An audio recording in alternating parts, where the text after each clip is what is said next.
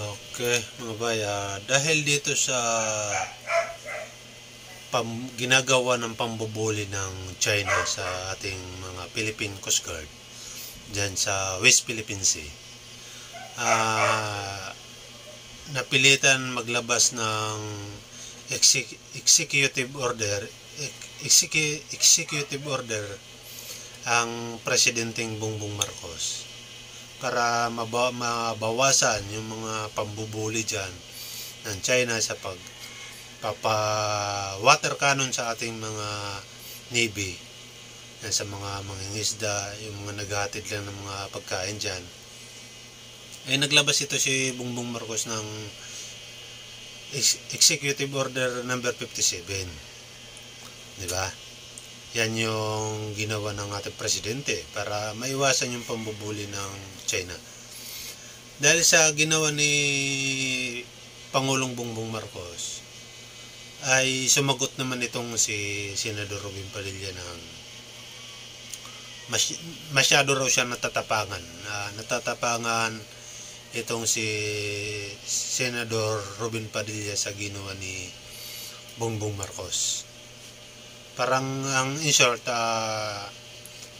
ang gusto yata dito palabasin ni Robin Padilla ay hayaan na lang yung pambubuli ng China sa atin. Para sa akin hindi po pwede yan. Hindi po tama yan. Kaya ang ginawa ni Bongbong Marcos dito ay tama lang. Kung masyadong natatapangan nito si Senador Robin Padilla, opinion mo yan. Pero sa bandang huli ay sinabi naman ni Senador Robin Padilla na suportado niya ito si Bongbong Marcos. Kung ano ang iniisip, kung ano mga desisyon ng presidente ay suportado ni Senador Robin Padilla. Ang nakakatawa dito, dahil sumagot itong sabihin na natin umipal ito si Mix Nograles. Ang sagot niya dito ang sagot naman ni Mix Nograles dito kay Robin Padilla pinahiya niya. Para sa akin isa itong pagpapahiya. Parang below the belt naman yata yung ginawa dito ni Mix Nograles. Dahil daw sa pogi ka lang, sabi niya, pogi ka lang pero wala kang utak, parang ganon. Wag naman sana dito kay Ma'am Nograles, marami ka rin naman kapalpakan. Marami ka pong kapalpakan na ginagawa. Ang daming nagagalit sa'yo dahil sa mga pang-iipal mo. At ngayon gusto mo na naman ipalin itong si Senador Robin Padilla. Para sa akin pinapahiya mo lang yung tao. Amindado naman tayo na pogi naman talaga ito si Robin Padilla. Kaya ka nga siguro nagkakaganyan. Baka dahil inamin mo na napupugian ka. Tama ba ako? Pogi, di ba? Mix Nograles, Congressman Mix Nograles. Pogi naman talaga at sa'yo mismo nang galing yan, pogi. Pero yung sabihan mo na walang utak ay medyo foul.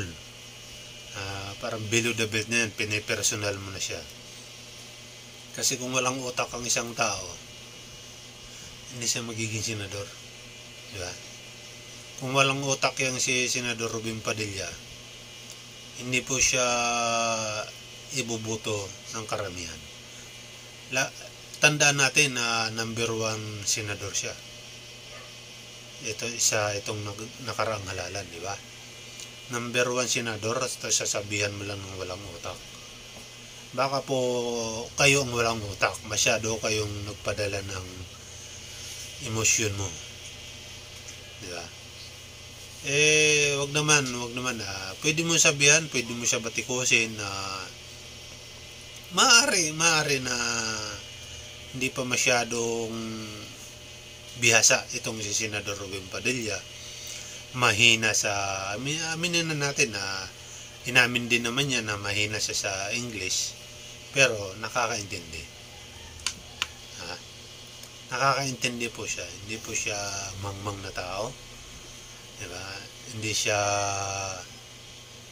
siya pwede sabihan na walang utak dahil hindi pa siya politiko, marami na siyang natutulungan sa kanyang foundation. Diba? Umiikot na siya sa Metro Manila. Diba? Tumutulong na siya, inaalam niya na yung mga problema ng Pilipinas natin. Diba? Kaya paano mo nasabi ng walang utak? Maaari mahina siya sa English, pero yung sabihan mo ng walang utak, sa tingin ko nga ikaw yung walang utak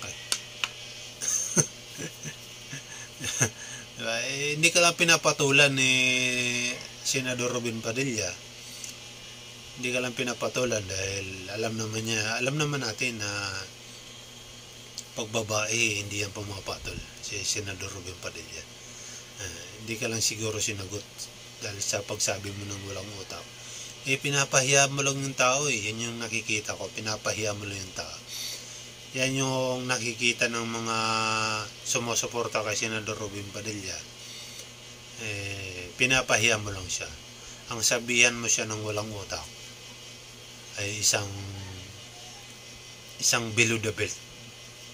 Kung sabihan ka pa na, kung ikaw ang sabihan ng walang utak, di ba? Siguro magdadamdam ka rin. Siguro dahil walang katotohanan, hindi ka pinatulan. Hindi siya naniniwala na walang utak. Baka sabihin na siya na Robin Padilla, hayaan mo yan. Kung walang utak, di walang utak. Hindi ka na pinatulan. Siguro, pag sabihan ka walang utak din si Congressman Nograles, hindi mo rin papatulan kasi hindi naman totoo.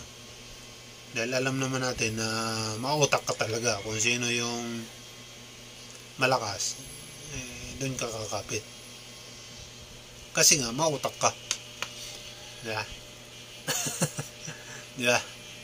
Below the belt yun. Ang sinasabi lang naman ni Senador Robin Padilla, natatapangan siya sa mga desisyon ng Presidente Bongbong Marcos.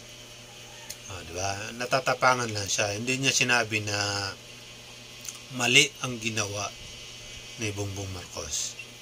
Hindi po, magkaiba yun. Natatapangan. Ibig sabihin, pag sinabing natatapangan, parang astig, diba? Parang hinahangaan. Pwede rin hinahangaan. Kaya nga, ang sabi ni Senador Robin Padilla, suportahan natin ang Presidenteng Bongbong Marcos sa kanyang mga desisyon. Kung ano man ang kanyang mga desisyon, suportahan natin. Kaya lang, ang sinasabi mo, Congressman Mig Nograles, walang utak. Mali naman yan.